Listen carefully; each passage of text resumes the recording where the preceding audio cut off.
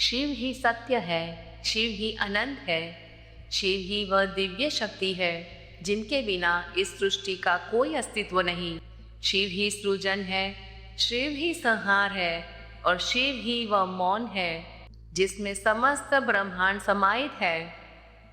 शिव ही मोह है, शिव ही माया है और शिव ही उस माया से मुक्ति का एकमात्र मार्ग है। जब मनुष्य अपने भीतर शिव का स्मरण करता है तब वह अपने भीतर छिपी हुई उस शक्ति को जागृत करता है जो उसे हर अंधकार से बाहर निकाल सकती है। ओम नमः शिवाय, हर हर महादेव। आज हम आपको सोमवार की एक ऐसी पावन, प्रभावशाली और जीवन को बदलने वाली कथा सुनाने वाले हैं जिसका श्रवण मात्र ही मनुष्य के जीवन से दुख, दरिद्रता और रोगों के गहरे अंधकार को समाप्त कर देता है। यह कथा केवल शब्दों का संग्रह नहीं है, बल्कि यह भगवान शिव की करुणा, उनकी परीक्षा और उनके अटूट संरक्षण का साक्षात प्रमाण है। यह वही मंगलमय कथा है जिनका उल्लेख स्वयं शिव पुराण में किया गया है और जिसे सुनने वाला व्यक्ति अपने जीवन में अद्भुत परिवर्तन का अनुभव करता है। शास्त्रों में स्पष्ट रूप से कहा गया है कि जो भी मनुष्य इस कथा को सच्चे मन, पूर्ण श्रद्धा और अटूट विश्वास के साथ प्रारंभ से अंत तक श्रवण करता है, उसके जीवन में दरिद्रता कभी स्थायी रूप से निवास नहीं कर पाती। उसके जीवन में व्याप्त रोग धीरे धीरे समाप्त होने लगते हैं, उसके कष्ट शांत होने लगते हैं और उसके भाग्य के बंद द्वार खुलने लगते हैं। भगवान शिव की कथा का श्रवण करना केवल एक धार्मिक कार्य नहीं, बल्कि यह आत्मा को शुद्ध करने और जीवन को प्रकाश से भर देने का एक दिव्य माध्यम है। इसलिए हे श्रद्धालु, इस कथा को पूरे मन, पूर्ण विश्वास और अटूट धैर्य के साथ अवश्य सुनिए। कथा को अधूरा छोड़ना केवल शब्दों का त्याग नहीं होता, बल्कि वह उस दिव्य ऊर्जा से स्वयं को वंचित करना होता है जो भगवान शिव की कृपा के रूप में इस कथा के माध्यम से प्रवाहित होती है। अब अपने मन को शांत करें, अपने सांसों को स्थिर करें और भगवान भोलेनाथ का स्मरण करते हुए इस कथा का श्रवण प्रारंभ करें। प्राचीन समय की बात है। एक शांत और साधारण से नगर में एक ब्राह्मण निवास करता था। यह ब्राह्मण जन्म से ही अत्यंत निर्धन था। निर्धनता उसके जीवन की एक कठोर वास्तविकता बन चुकी थी। उसके जीवन में अभाव ही अभाव था। उसके घर में वैभव का कोई चिन्ह नहीं था और उसकी परिस्थितियां सदैव उसके धैर्य की परीक्षा लेती रहती थी। वह अपने छोटे से परिवार के साथ जीवन यापन कर रहा था। उसके परिवार में उसकी पत्नी और उसका एक पुत्र था जिसका नाम था रामेश्वर। वह ब्राह्मण प्रतिदिन प्रातःकाल ब्रह्म मुहूर्त में जागता था, ठंडे जल से स्नान करता, अपने मन और शरीर को शुद्ध करता और फिर पूर्ण श्रद्धा के साथ भगवान का स्मरण करता। वह तुलसी के पवित्र पौधे के पास जाकर अत्यंत विनम्रता के साथ जल अर्पित करता और अपने हृदय में भगवान शिव का ध्यान करता। उसके जीवन का प्रत्येक दिन भक्ति से प्रारंभ होता था और भक्ति में ही समाप्त हो जाता था। इसके पश्चात वह नगर में घर घर जाकर भगवान की कथाएं सुनाता। उसका उद्देश्य केवल जीविका चलाना नहीं था, बल्कि भगवान शिव की महिमा का प्रचार करना भी था। जो भी उसे श्रद्धा से कुछ अन्न, वस्त्र या थोड़ी बहुत धनराशि दे देता, उसी से वह अपने परिवार का पालन पोषण करता। उसका जीवन कठिन अवश्य था, परंतु उसके विश्वास में कभी कोई कमी नहीं थी। उसकी पत्नी के हृदय में धीरे धीरे पीड़ा जन्म लेने लगी थी। वह भी कई वर्षों से भगवान भोलेनाथ की पूजा अर्चना करती आ रही है। उसने सावन के प्रत्येक सोमवार का व्रत रखा था। उसने पूर्ण श्रद्धा और समर्पण के साथ भगवान शिव का स्मरण किया। उसने अनेक बार उपवास रखकर भगवान से अपनी स्थिति सुधारने की प्रार्थना की थी। उसने कभी अपनी भक्ति में कोई कमी नहीं रखी, परंतु वर्षों की कठोर साधना और अनगिनत व्रतों के बावजूद भी उसके जीवन की परिस्थितियां नहीं बदली। उसके घर की दरिद्रता समाप्त नहीं हुई, उसके जीवन के कष्ट कम नहीं हुए। उसकी झोली अब भी खाली थी। धीरे धीरे उसके मन में निराशा ने स्थान लेने लगा। उसका हृदय टूटने लगा, उसकी आंखों में पीड़ा भरने लगी। उसे ऐसा प्रतीत होने लगा मानो उसकी प्रार्थनाएं शून्य में विलीन हो रही है। उसने धीरे धीरे भगवान शिव की पूजा करना कम कर दिया। उसके मन में एक मौन प्रश्न निरंतर उठने लगा, परंतु उस ब्राह्मण ने कभी भी भगवान का नाम लेना नहीं छोड़ा। उसका विश्वास परिस्थितियों से बड़ा था, उसकी भक्ति अभावों से अधिक मजबूत थी। वह प्रतिदिन भगवान शिव की कथाएं सुनाता रहा। वह जो कुछ प्राप्त करता उसी में संतोष करता और उसी से अपने परिवार का पालन पोषण करता। एक दिन ऐसा आया जब उसकी पत्नी के भीतर एक बार फिर श्रद्धा की एक सूक्ष्म किरण जागृत हुई। उसके हृदय में एक शांत आशा ने जन्म लिया। उसने एक बार फिर भगवान शिव की मूर्ति के सामने बैठकर उनका स्मरण करना प्रारंभ किया। वह मन ही मन सोचने लगी कि शायद एक दिन ऐसा अवश्य आएगा जब उसकी वर्षों की भक्ति का फल उसे प्राप्त होगा। शायद एक दिन उसके जीवन का अंधकार समाप्त होगा। शायद एक दिन उसके घर में भी सुख और समृद्धि का प्रकाश आएगा। परंतु समय बीतता गया, वर्षों बीत गए और उसकी स्थिति वैसी की वैसी ही बनी रही। अब उसकी पीड़ा और अधिक गहरी हो चुकी थी। वह भगवान शिव की मूर्ति के सामने बैठकर अपने आंसुओं को रोक नहीं पाती थी। वह कांपती हुई आवाज में कहती, हे प्रभु, हमने ऐसा कौन सा अपराध किया है जिसकी सजा हमें जीवन भर मिल रही है। हमने कभी किसी का अहित नहीं किया, हमने कभी किसी के साथ अन्याय नहीं किया। हमने सदैव आपके चरणों में अपना विश्वास रखा। हमने हर सावन में सोमवार का व्रत रखा। हमने आपके नाम का जल अर्पित किया, आपकी कथा सुनी और सुनाई। फिर भी हमारी झोली खाली क्यों है?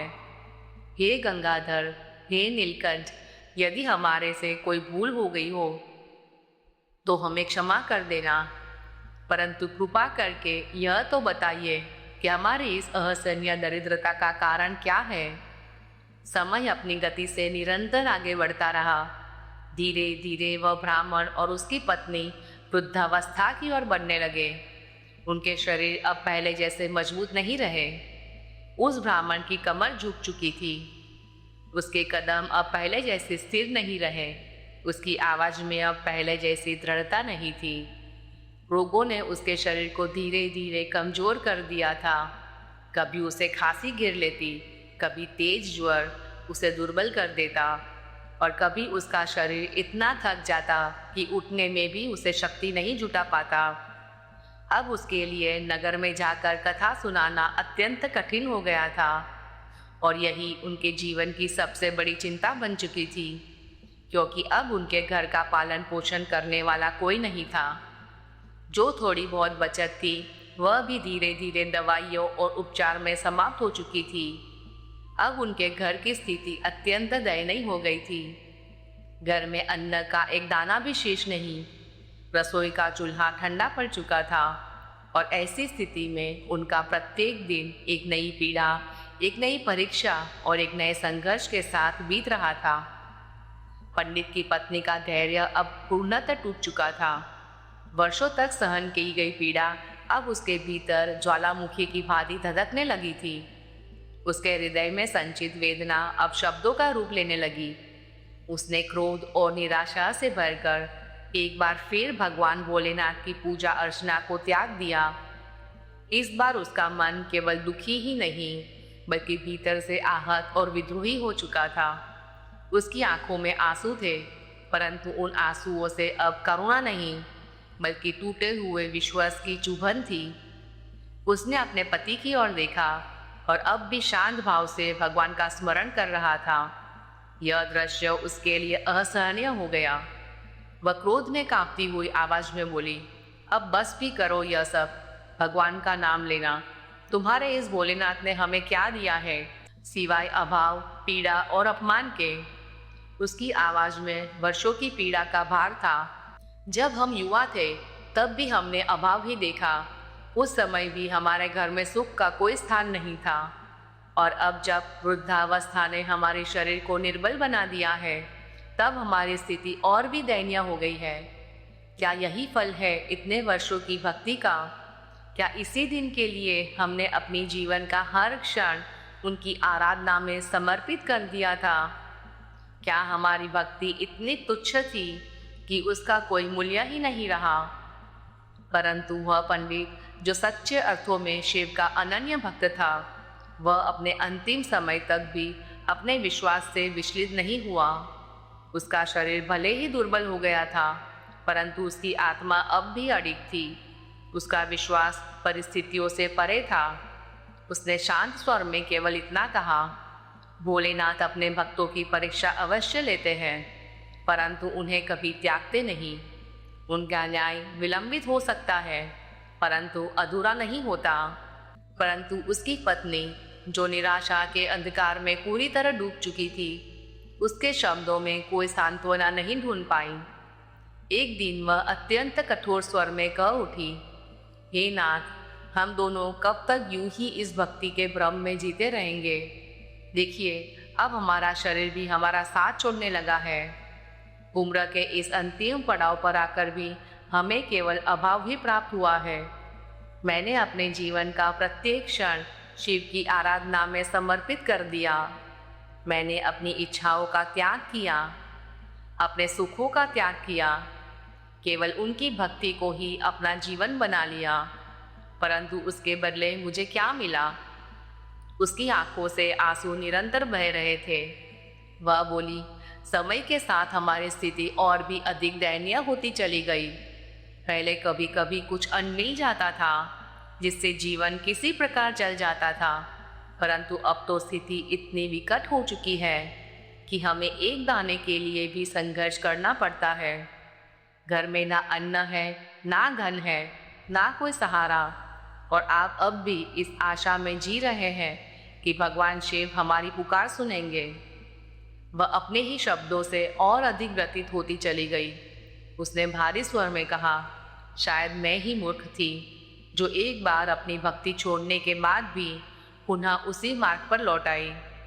मैंने सावन के प्रत्येक सोमवार का व्रत रखा, दिन भर उपवास किया और रात भर जागकर जप और तप में लीन रही। मैंने अपने शरीर की पीड़ा की परवाह नहीं की। मैंने बेलपत्र अर्पित किए, जल चढ़ाया, मंत्रों का जाप किया। मेरी आंखें आंसुओं से भीगती रही, परंतु मेरी एक भी प्रार्थना का उत्तर नहीं मिला। उसने कपटी स्वर में कहा, मेरा अपना सर्वस्व अर्पित कर दिया, परंतु उनके द्वार से मुझे केवल मौन ही प्राप्त हुआ। और अब आप कहते हैं कि वही शिव हमें कुछ देंगे? आप प्रतिदिन जिस शिवलिंग पर जल अर्पित करते हैं, क्या वह जल कभी हमारे जीवन में अमृत बनकर लौटा? नहीं, क्योंकि शायद हम जैसे निर्धनों के लिए उस दरबार में कोई स्थान ही नहीं है। शायद यह दरिद्रता ही हमारा भाग्य है, शायद यही हमारी नियति है, और इसी पीड़ा में हमें अपना जीवन समाप्त करना है। अपनी पत्नी के इन कठोर और पीड़ादायक शब्दों को सुनकर भी वह पंडित मौन रहा। उसके पास अपनी पीड़ा व्यक्त करने के लिए कोई शब्द नहीं थे। उसने अपने जीवन में सब कुछ खो दिया था। उसका यौवन, उसका स्वास्थ्य, उसकी सामर्थ्य, सब अब समय की धारा में विलीन हो चुके थे। कभी कभी परिस्थितियों का भार उसके मन को भी विचलित कर देता था, परंतु उसके हृदय में अपने आराध्य के प्रति विश्वास अब भी अडिग था। वह भली भांति जानता था कि शिव की कृपा में विलंब हो सकता है, परंतु उसमें असत्य का कोई स्थान नहीं होता। उधर उसका पुत्र रामेश्वर, जो उस समय गुरुकुल में अपनी शिक्षा प्राप्त कर रहा था, अब अपनी विद्या पूर्ण कर चुका था। शिक्षा समाप्त होने के पश्चात वह अपने घर लौट आया। जब उसने अपने माता पिता की स्थिति देखी तो उसका हृदय भीतर तक व्यथित हो उठा। उसने अपने पिता के दुर्बल शरीर को देखा, उसने अपनी माता की आंखों में संचित पीड़ा को देखा, और उस क्षण उसके भीतर एक दृढ़ संकल्प का जन्म हुआ। उसने अपने जीवन की दिशा उसी क्षण निर्धारित कर ली। उसने अपने भविष्य के विषय में वही सोचा। उसने अपने व्यक्तिगत सुखों के विषय में कभी नहीं सोचा। उसने केवल एक ही निर्णय लिया, अपने माता पिता की सेवा करना और उनके जीवन के कष्टों को कम करना। वह पूर्ण समर्पण के साथ अपने परिवार का सहारा बन गया, अपने पिता के मार्ग का अनुसरण किया, नगर नगर जाकर भगवान भोलेनाथ की कथाएं सुनाने लगा। उसके स्वर में श्रद्धा थी, शब्दों में विश्वास था और हृदय में पूर्ण समर्पण था। जो भी दक्षिणा उसे प्राप्त होती, उसी से वह अपने परिवार का पालन पोषण करता। धीरे धीरे समय बीतता गया। रामेश्वर की भक्ति, उसकी विनम्रता और उसका त्याग नगर में प्रसिद्ध होने लगा। लोग उसके शब्दों में एक अद्भुत सत्यता का अनुभव करते थे। उसकी कथा केवल शब्द नहीं होती थी, बल्कि उसकी आत्मा की अभिव्यक्ति होती थी। एक दिन वह नगर के एक अत्यंत प्राचीन और प्रसिद्ध शिव मंदिर में पहुंचा। वह मंदिर श्रद्धा का केंद्र था। प्रत्येक दिन असंख्य भक्त भगवान शिव के दर्शन के लिए आते थे।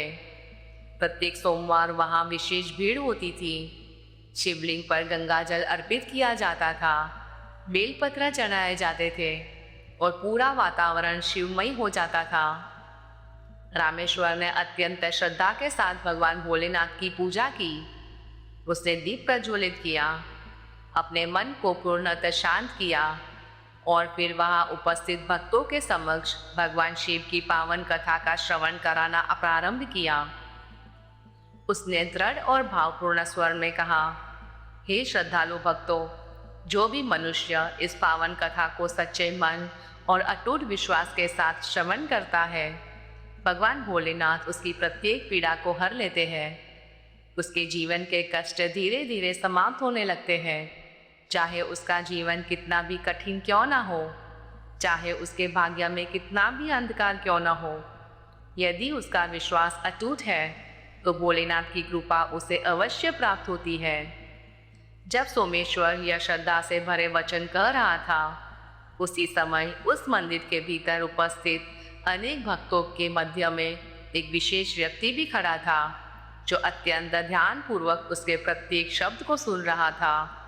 वह कोई साधारण व्यक्ति नहीं था, वह स्वयं उस राज्य का राजा था, जो प्रत्येक वर्ष सावन के पवित्र सोमवारों में गुप्त रूप से साधारण वेश धारण करके भगवान शिव के मंदिर में दर्शन और पूजन के लिए आया करता। उसके लिए यह केवल एक परंपरा नहीं थी, बल्कि यह उसके हृदय की गहराइयों से निकली हुई श्रद्धा का प्रतीक था। वह भी बिना किसी राजसी आडंबर के एक सामान्य भक्त के रूप में मंदिर में उपस्थित था। जब उसके कानों में रामेश्वर के श्रद्धा से भरे हुए शब्द गूंजे, तो उसका हृदय भीतर तक स्पंदित हो उठा।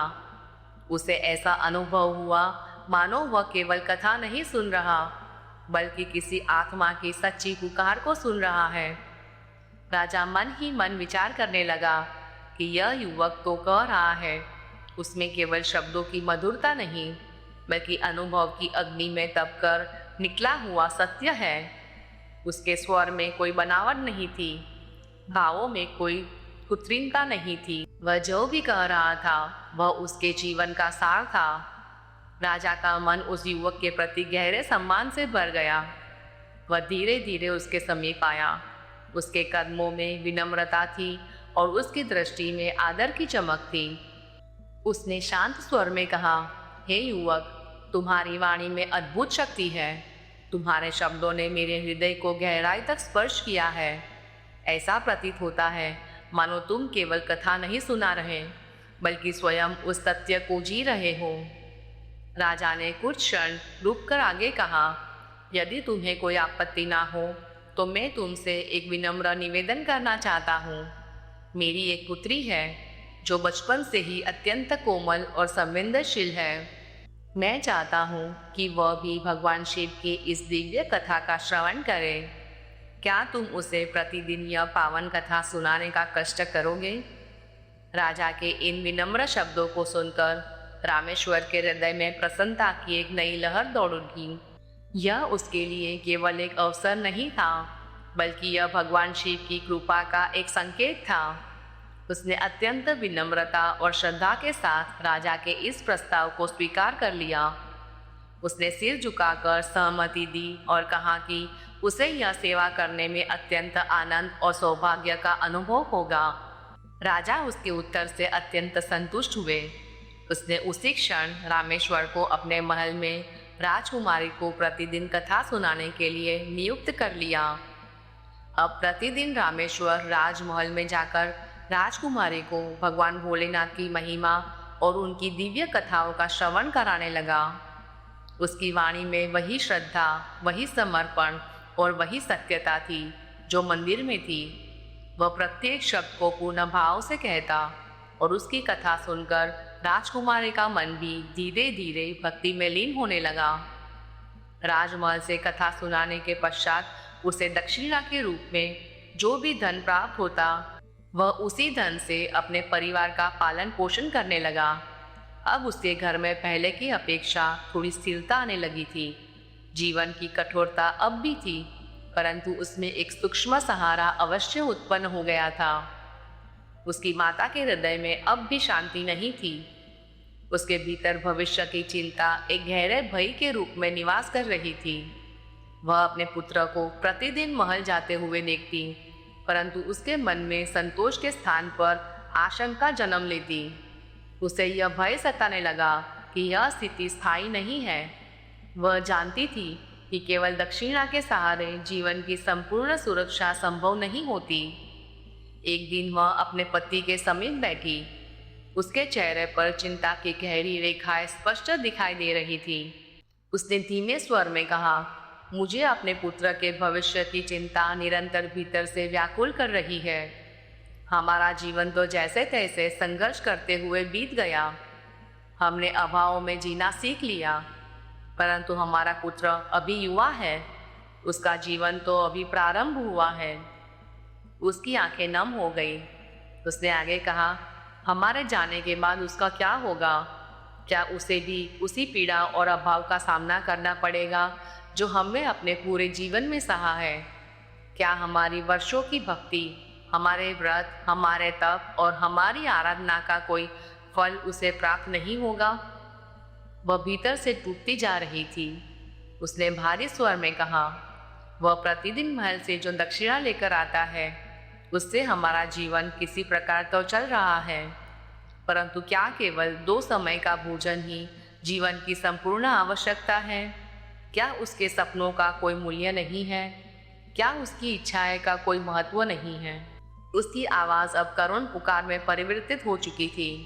इसने आकाश की ओर देखते हुए कहा, हे महादेव, क्या आपको हमारा दुख दिखाई नहीं देता? क्या हमारा जीवन आपकी दृष्टि से ओझल हो गया है? क्या हमारा पुत्र भी हमारी ही भांति जीवन भर अभाव में जीने के लिए बाध्य होगा? उस स्त्री की यह करुण पुकार केवल शब्द नहीं थी, बल्कि वह उस टूटे हुए विश्वास की अंतिम प्रतिध्वनि थी। उसकी वेदना इतनी गहरी थी कि वह केवल वायु में विलीन नहीं हुई, बल्कि उसने ब्रह्मांड की सूक्ष्म शक्तियों को भी स्पंदित कर दिया। वह करुण स्वर कैलाश पर्वत तक पहुंचा।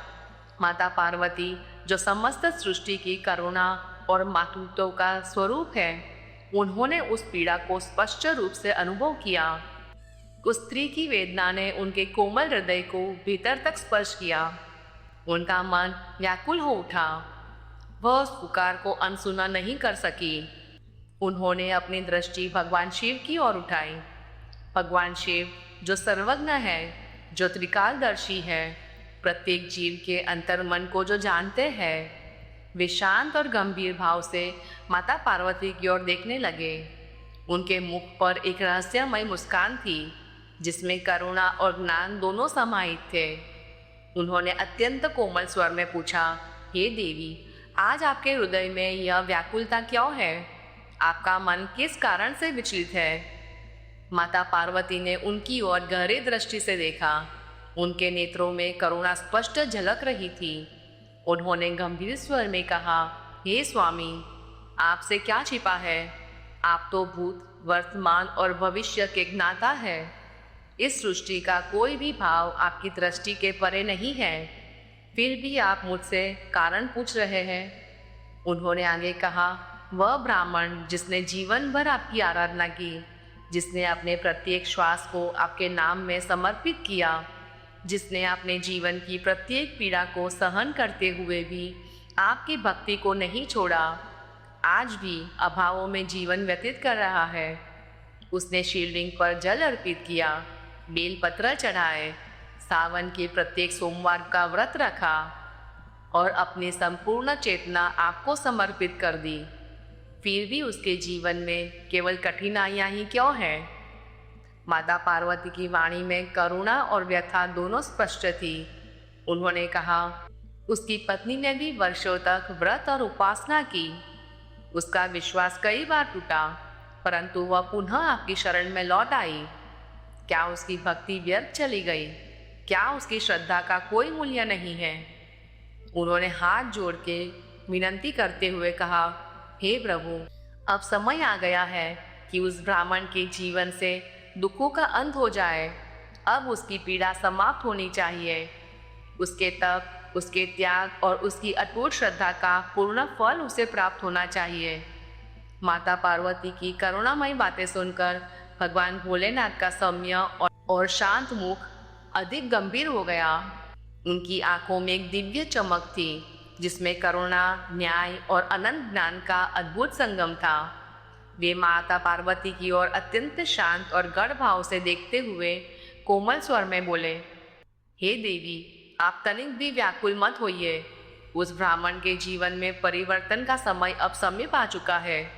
उसके भाग्य के अंधकार को समाप्त करने का बीज हम पहले ही बो चुके हैं। अब वह क्षण आ गया है जब उस बीज को फलित करने के लिए हमें स्वयं पृथ्वी लोक पर जाना होगा।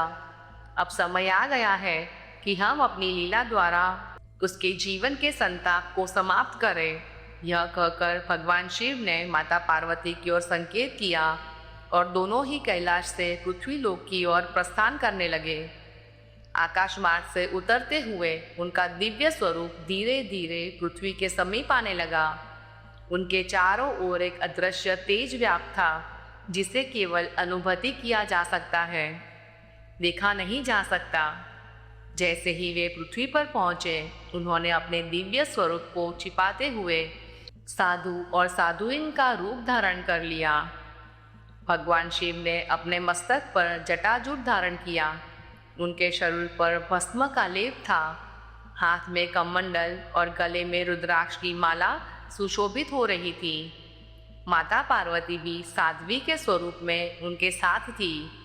दोनों का स्वरूप अत्यंत साधारण प्रतीत हो रहा था, परंतु उनके भीतर दिव्यता का अथाह सागर विद्वान था।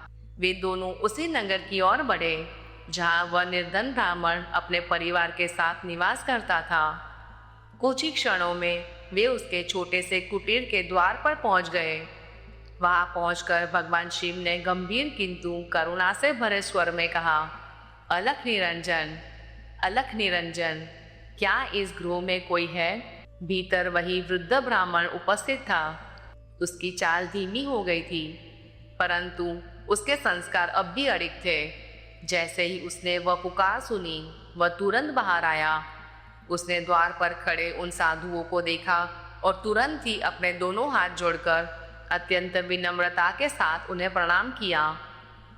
उसने श्रद्धे से झुके हुए स्वर में कहा, हे मुनिवर, आपके चरणों का इस तुच्छ कुटीर में पड़ना मेरे लिए परम सौभाग्य की बात है।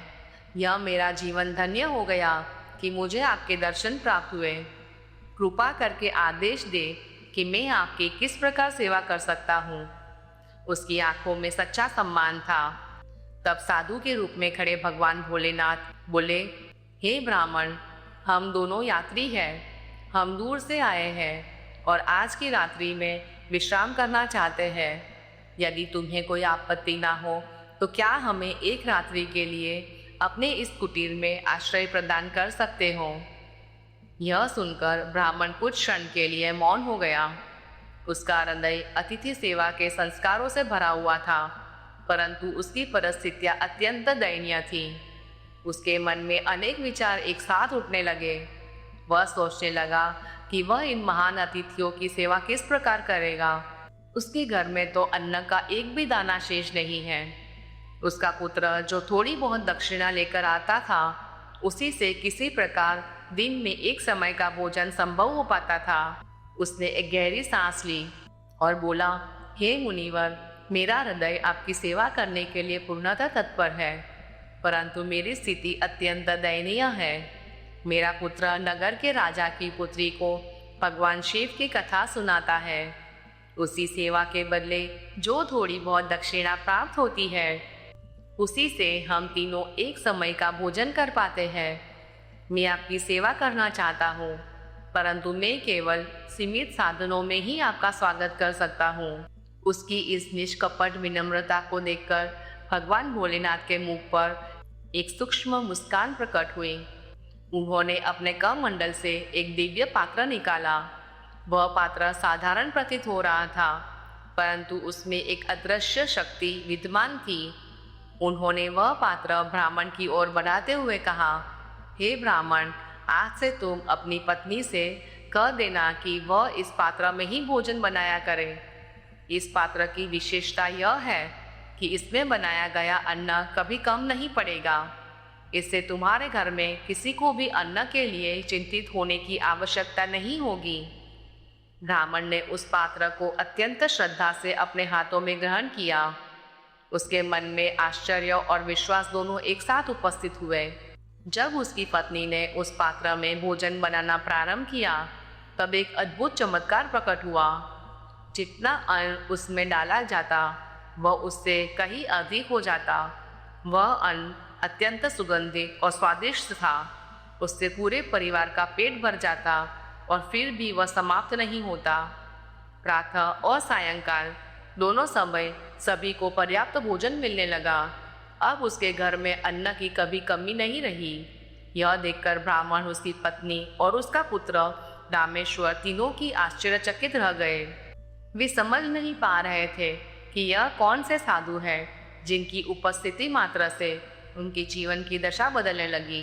उन्हें अनुभव होने लगा कि यह कोई साधारण घटना नहीं थी, यह किसी दिव्य शक्ति की लीला है।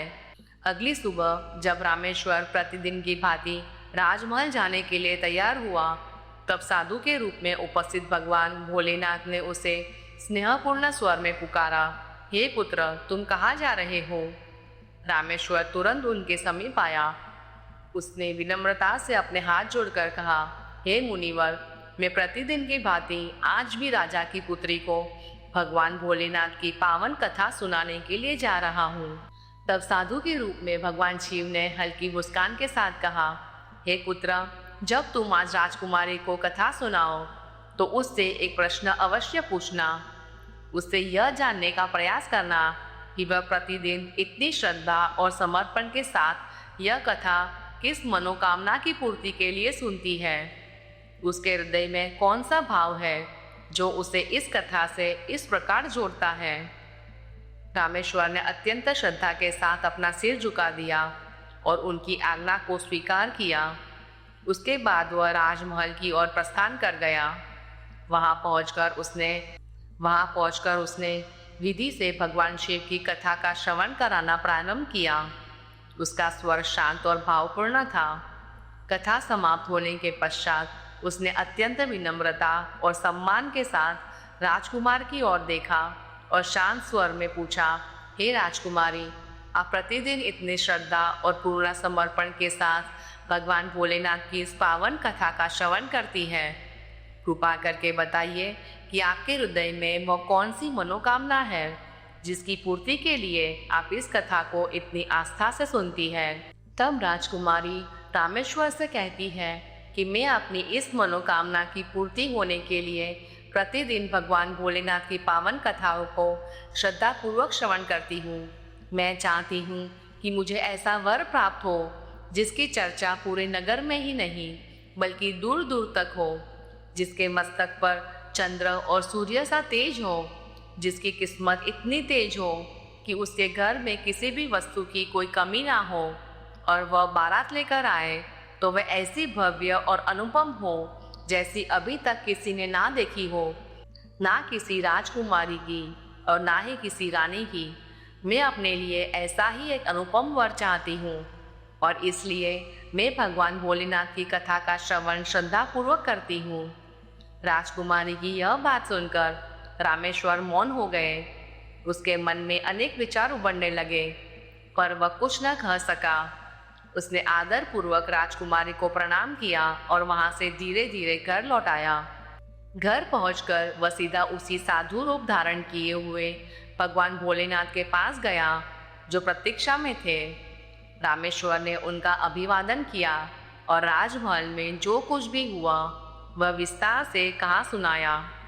सब कुछ सुनने के बाद भगवान भोलेनाथ रामेश्वर की ओर देखते हुए कहते हैं, पुत्र, ठीक है, अब अगले दिन जब तुम राजकुमारी को कथा का श्रवण कराने के लिए जाओ, फिर कह देना कि तुम्हें जैसा वर चाहिए वैसा वर सिर्फ मैं ही हूँ। फिर बिना कोई बात किए तुरंत वहाँ से वापस लौट आना। इतना कहकर भगवान भोलेनाथ मौन हो गए। यह सुनकर रामेश्वर कुछ क्षण चुप रहता है, फिर हाथ जोड़कर आदरपूर्वक कहता है, हे मुनिवर, कहाँ मैं एक निर्धन पंडित का पुत्र और कहाँ वह इस नगर के राजा की पुत्री। हमारे बीच तुलना भी कैसे हो सकती है। मेरा घर तो उसी की दी हुई दक्षिणा से चलता है। मेरी माता, मेरे पिता सब उसी धन पर आश्रित है, और यदि यह सब बात राजा को पता चल गई तो मैं उसी पुत्री से विवाह करने के लिए इच्छा रखता हूँ, तो वह मुझे और मेरे पूरे परिवार को मृत्युदंड देने में एक पल नहीं लगाएंगे। लेकिन मैं आपसे क्षमा चाहता हूँ, कृपया मैं ऐसा नहीं कर सकता। मुझ में इतना साहस नहीं है।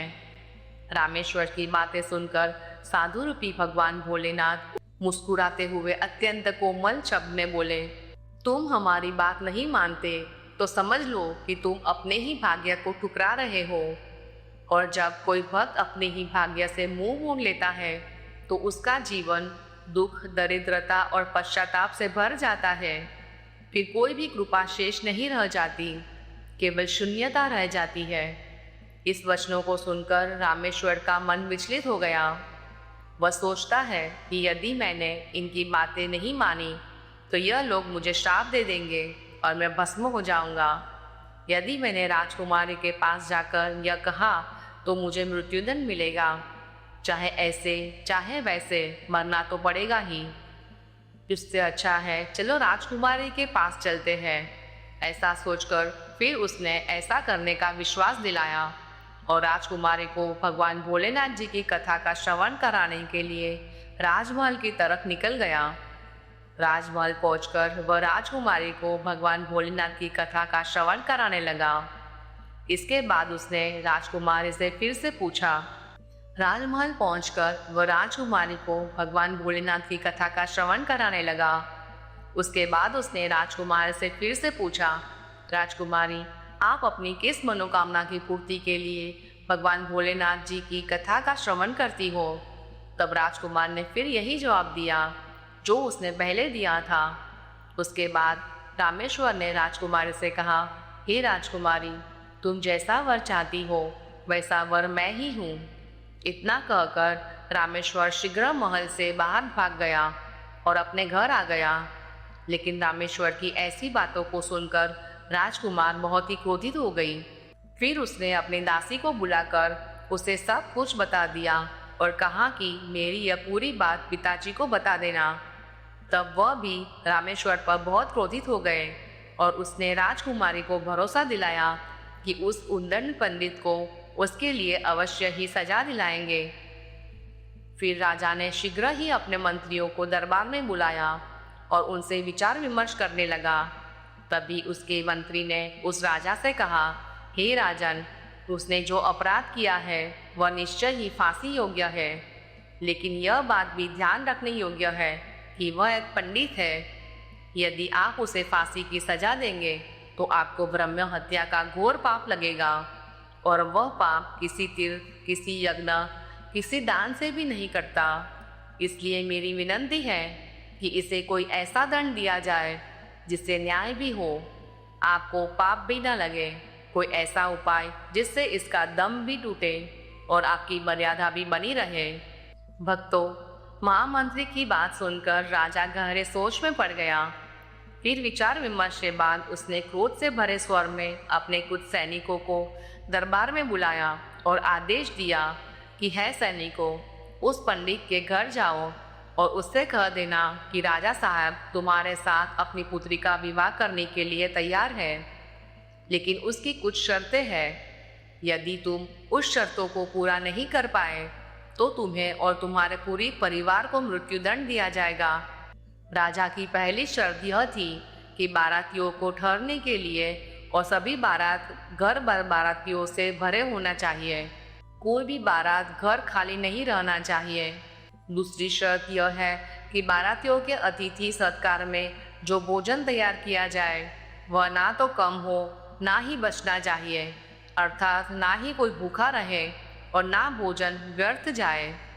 तीसरी शर्त यह है कि ऐसी अद्भुत अनुपम भव्य बारात होनी चाहिए जिसकी प्रशंसा इस नगर का हर व्यक्ति करे। यदि बारात के नगर में पहुंचने पर इन शर्तों में कोई कमी अधूरी पाई जाती है तो बारात में आए हुए सभी बारातियों को भी मृत्युदंड दिया जाएगा। राजा का यह आदेश पाकर सैनिक शीघ्र ही रामेश्वर के घर की ओर निकल जाते हैं। उधर रामेश्वर भी राजमहल से भागकर सीधा अपने घर पहुंचा और साधु रूपी भगवान भोलेनाथ जी को सारी बातें कह सुनाई। उसी समय राजा के सैनिक उसके द्वार पर पहुंच जाते हैं और जोर जोर से दरवाज़ा खटखटाने लगते हैं। आवाज़ सुनने पर रामेश्वर के पिता बाहर आते हैं, दरवाज़ा खोलते हैं। दरवाज़ा खुलते ही सैनिक कठोर स्वर में कहते हैं, क्या तुम्हारा ही पुत्र राजकुमारी से विवाह करना चाहता है? चलो ठीक है। राजा ने भी अपनी पुत्री से विवाह करने के लिए अनुमति दे दी है, लेकिन राजा की कुछ शर्तें हैं जिन्हें पूरा करना ही पड़ेगा, नहीं तो तुम्हारे पूरे परिवार को मृत्युदंड दिया जाएगा। उस सैनिक की बात सुनकर रामेश्वर के पिता बहुत भयभीत हो गए और उनसे कहने लगे, सैनिकों, हमें राजा की किन शर्तों को पूरा करना पड़ेगा, उन शर्तों को हमें बताने का कष्ट करें। तब राजा के एक सैनिक रामेश्वर के पिता से कहता है, ब्राह्मण, राजा की पहली शर्त है कि सभी बारातियों को ठहरने के लिए सभी बारात घर बारातियों से भरे होने चाहिए। कोई भी बारात घर खाली नहीं बचना चाहिए। दूसरी शर्त यह है कि बारातियों के अतिथि सत्कार में बनाया गया भोजन बचना नहीं चाहिए। तीसरा शर्त यह है कि अद्भुत बारात होनी चाहिए जिसकी प्रशंसा इस नगर के सभी लोग करें। और अब बारात के पहुंचने पर हमारा कोई भी शर्त अधूरा रह गया, यदि इतना शर्त पूरा नहीं किया गया तो बारात में आए हुए बारातियों को मृत्युदंड दिया जाएगा। राजा के सैनिकों की यह कठोर और स्पष्ट बातें सुनकर रामेश्वर और उसके पिता बहुत भयभीत हो गए, यहाँ तक कि उसके हाथ पैर तक कांपने लगे। तब साधु रूपी भगवान भोलेनाथ शांत और दृढ़ स्वर में उनसे कहते हैं, तुम मत डरो, बल्कि साहस के साथ अपना उत्तर दो। सैनिकों को विदा करो, उनसे कह दो कि आप विवाह की तैयारी करें, हम बारात वाले दिन बारात लेकर पहुंच जाएंगे। फिर रामेश्वर के पिता ने भगवान शिव की आज्ञा मानते हुए वैसा ही उत्तर उन सैनिकों को दे दिया। उन्हें वादा कर दिया। सैनिक वापस महल लौटे। वहां जाकर उन्होंने राजा को सारी बातें यथावत सुना दी। लेकिन जब राजा को रामेश्वर की ओर से सकारात्मक उत्तर प्राप्त हुआ तब वह बड़े ही आश्चर्य में पड़ गए। वह कुछ पल चुप रहे, अपने मन में सोचने लगे कि आखिर वह गरीब पंडित इसके भरोसे इतनी दुर्लभ शर्त के बावजूद मेरी पुत्री से विवाह करने के लिए तैयार है। क्या मेरी कोई दुश्मन उनका साथ दे रहा है? इसी तरह के कई विचार उनके मन में उठने लगे। उसके बाद उसने उस नगर के कई घरों को बारात घर की तरह सजवा दिया, कई सारे तंबू का प्रबंध भी कर दिया। राजा यह सब सोच रहा था कि कहाँ वह पंडित इतने अधिक बारातियों को लेकर आएगा, और जब अधिक बाराती न आएंगे तो मेरी शर्त हार जाएगा, फिर पूरे परिवार सहित उसे मृत्युदंड दिया जाएगा। इधर रामेश्वर ने नगर के सभी लोगों से बारात में चलने के लिए कहा तो सभी लोगों ने मना कर दिया कि हमें वहां जाकर मरना नहीं है, तुम्हारा तो अंतिम समय निकट आ गया है, तुम ही जाओ। सभी गांव वालों की ऐसी बात सुनकर रामेश्वर बहुत परेशान रहने लगा, क्योंकि अभी तक उसके साथ बारात चलने के लिए कोई भी व्यक्ति तैयार नहीं हुआ था। फिर विवाह का दिन आ गया और विवाह वाले दिन रामेश्वर और भी ज्यादा चिंतित था। उसी समय उसकी दृष्टि उस साधु की ओर गई, जो शांत भाव से सब कुछ देख रहे थे। साधु रूपी विराजमान भगवान भोलेनाथ ने जब रामेश्वर के मुख पर चिंता और भय की गहरी छाया देखी, तब उनका करुणामय हृदय द्रवित हो उठा। वे भली भांति जानते थे कि उसका यह भक्त अपने जीवन की सबसे कठिन परीक्षा में गुजर रहा है। उसके मन में विश्वास था, परंतु परिस्थितियों का भार उसके साहस को डगमगा रहा था। उसी क्षण भगवान शिव ने अपनी द्रव्य दृष्टि से समस्त लोगों का स्मरण किया और अपने गणों, देवताओं, गंधर्वों और अदृश्य शक्तियों को आदेश दिया कि वे सभी मनुष्य रूप धारण करके रामेश्वर की बारात में सम्मिलित हो। उनकी आज्ञा मिलते ही देवगण, भूत, प्रेत, गंधर्व और शिव के समस्त गण मानव रूप धारण करके पृथ्वी लोक पर प्रकट होने लगे। कुछ ही क्षणों में वहां एक ऐसी अलौकिक भीड़ एकत्रित हो गई, जिसका कोई अनुमान भी नहीं लगा सकता था। सभी ने उत्सव के वस्त्र धारण किए हुए थे। उनके मुख पर आनंद था, उनके हृदय में उत्साह था और उनके कदमों में नृत्य की लय थी। शीघ्र ही रामेश्वर की बारात उस नगर की ओर प्रस्थान करने लगी। जब वह बारात नगर के समीप पहुंची तो उसका दृश्य अत्यंत अद्भुत था। चारों ओर वाद्य यंत्रों की मधुर ध्वनि गूंज रही थी। नृत्य और उत्सव का वातावरण था। प्रत्येक बाराती के मुख पर प्रसन्नता झलक रही थी। जैसे ही बारात नगर में प्रवेश करने लगी तो वहां उपस्थित लोग विस्मय से उस दृश्य को देखने लगे।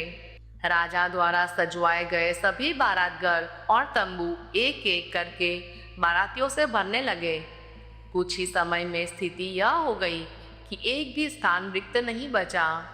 यहाँ तक कि अनेक बारातियों को स्थान के अभाव में बाहर ही ठहरना पड़ा। यह देखकर वहां उपस्थित सभी लोग आश्चर्यचकित रह गए। जब यह समाचार राजा तक पहुंचा कि बारातियों की संख्या इतनी अधिक है कि सभी बारात घर और तंबू भी कम पड़ गए हैं, तो राजा के मन में आश्चर्य और संदेह का तूफान उठ खड़ा हुआ। वह सोचने लगा कि यह कैसे संभव है। अभी कुछ समय पूर्व तक तो कोई भी उस निर्धन ब्राह्मण का साथ देने को तैयार नहीं था, और अब इतनी विशाल बारात कहाँ से आ गई। इस रहस्य को जानने के लिए राजा स्वयं वहां पहुंचा। उसी समय भगवान भोलेनाथ ने अपनी लीला को और भी गढ़ बनाने के लिए शुक्र और शनि को बालक का रूप धारण करने का आदेश दिया। दोनों ने तुरंत बालक का रूप धारण कर लिया और अत्यंत करुण स्वर में रोने लगे, मानो वे अत्यधिक भूख से व्याकुल हो। जब राजा की दृष्टि उन रोते हुए बालकों पर पड़ी तो उसका हृदय द्रवित हो उठा। वह तुरंत साधु के समीप पहुंचा और विनम्र स्वर में पूछा, हे महात्मा, ये बालक इस प्रकार विलाप क्यों कर रहे हैं? तब साधु रूपी भगवान भोलेनाथ ने शांत स्वर में उत्तर दिया, हे राजन, यह दोनों बालक अत्यंत भूखे हैं। भूख की पीड़ा इन्हें व्याकुल कर रही है, इसलिए यह इस प्रकार रो रहे हैं। राजा ने तुरंत अपने सेवकों को आदेश दिया कि इन बालकों के लिए भोजन की व्यवस्था की जाए। बालकों को भोजन स्थल पर ले गया, परंतु कुछ ही समय पश्चात एक सैनिक घबराया हुआ राजा के पास आया और कहा, हे राजन, उन दोनों बालकों ने समस्त भोजन समाप्त कर दिया है, परंतु उनकी भूख अभी भी शांत नहीं हुई।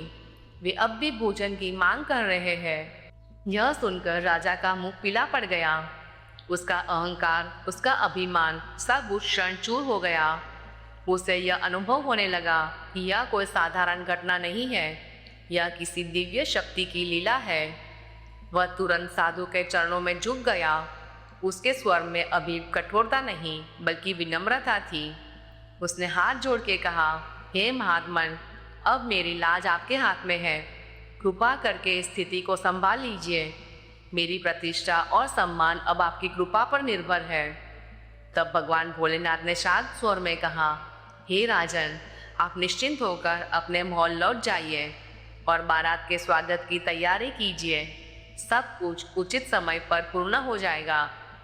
राजा ने उनकी आज्ञा का पालन किया और पूरे नगर को अद्भुत रूप से सजाने का आदेश दिया। कुछ ही समय में पूरा नगर एक नववधू के समान सुसज्जित हो गया। प्रत्येक मार्ग, प्रत्येक द्वार और प्रत्येक भवन उत्सव की शोभा से आलोकित हो उठा। उधर रामेश्वर को विवाह के लिए दिव्य वस्त्रों से अलंकृत किया गया। उसका स्वरूप अब किसी साधारण ब्राह्मण पुत्र का नहीं, बल्कि एक तेजस्वी राजकुमार के समान प्रतीत हो रहा था। उसके मुख पर एक अद्भुत आभा थी। ऐसा प्रतीत हो रहा था मानो स्वयं चंद्र और सूर्य का तेज उसके मस्तक पर विराजमान हो। वह एक सुंदर रथ पर आरूढ़ होकर राजमहल की ओर प्रस्थान करने लगा। उसके आगे आगे बाराती नृत्य कर रहे थे। वाद्य यंत्रों की ध्वनि आकाश में गूंज रही थी। चारों ओर उत्सव का वातावरण था। नगर के लोग इस अद्भुत दृश्य को देखकर आश्चर्यचकित रह गए। वे एक दूसरे से कहने लगे, देखो इस ब्राह्मण पुत्र का भाग्य कितना प्रबल है। इसके मस्तक पर दिव्य तेज चमक रहा है। इसके चारों ओर धन और समृद्धि का ऐसा प्रवाह है जैसा केवल महान राजाओं के जीवन में होता है। ऐसी भव्य बारात हमने अपने जीवन में कभी नहीं देखी। यह दृश्य देखकर माता पार्वती के मुख पर भी प्रसन्नता की मुस्कान प्रकट हुई। उन्होंने भगवान शिव की ओर देखते हुए कहा, हे प्रभु, यह सत्य है कि जब आपकी कृपा किसी भक्त पर होती है तो उसका जीवन पूर्णतः परिवर्तित हो जाता है। उसके जीवन में समृद्धि और सुख स्वयं प्रवेश करने लगते हैं। भगवान भोलेनाथ ने शांत स्वर में उत्तर दिया, हे देवी, जो भी भक्त सच्चे हृदय और अटूट विश्वास के साथ मेरी आराधना करता है, उसकी भक्ति कभी व्यर्थ नहीं जाती। उसके जीवन के कष्ट उसके कर्मों के अनुसार अवश्य आते हैं, परंतु जब उसके पुण्य जागृत होते हैं तब उसके भाग्य के द्वार स्वयं खुल जाते हैं। उसी दिव्य कृपा के प्रभाव से रामेश्वर और राजकुमारी का विवाह विधि पूर्वक संपन्न हुआ। विवाह के पश्चात जब राजकुमारी ने रामेश्वर के गृह में प्रवेश किया तब वहाँ का वातावरण पूर्णतः परिवर्तित हो चुका था। अब वहाँ अभाव का कोई चिन्ह नहीं था। वहाँ समृद्धि, शांति और सुख का स्थायी निवास हो चुका था। यह सब भगवान भोलेनाथ और माता पार्वती की असीम कृपा का परिणाम था, जिन्होंने अपने भक्त की अटूट श्रद्धा और विश्वास को कभी व्यर्थ नहीं जाने दिया। भगवान शिव और माता पार्वती की कृपा से अब रामेश्वर अत्यंत धनवान बन चुका था। उसके घर में किसी भी वस्तु की कोई कमी नहीं थी। उसके बाद रामेश्वर की माता ने भी फिर से पूरी श्रद्धा और विश्वास के साथ भगवान भोलेनाथ की पूजा अर्चना शुरू कर दी।